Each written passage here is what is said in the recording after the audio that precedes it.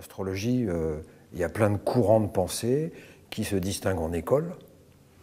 Et l'astrologie structurale, c'est une école en ce sens où l'astrologie structurale aborde l'être humain en termes de structure.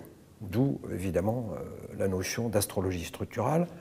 C'est-à-dire qu'on ne va pas s'intéresser à la caractérologie, on ne va pas s'intéresser à la prédiction, on ne va pas s'intéresser au côté magique de l'astrologie, on va s'intéresser à comment l'être humain s'est structuré dans son histoire et comment son environnement l'a structuré et comment l'individu, à partir de là, va avoir deux options.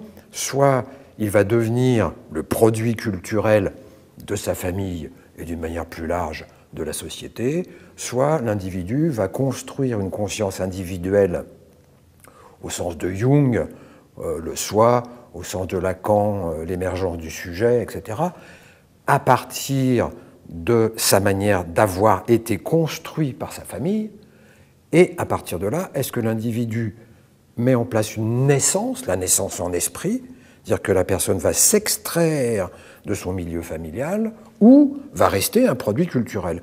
Voilà, tout le travail de l'astrologie structurale, c'est de s'intéresser au chemin qui mène l'individu d'un statut de produit culturel à un statut d'être conscient. Quelle est cette structure qui sous-tend l'être humain, finalement? Est-ce que vous pourriez nous en dire quelques mots? Alors, j'ai choisi un modèle assez universel, oui, qui est le Yiking.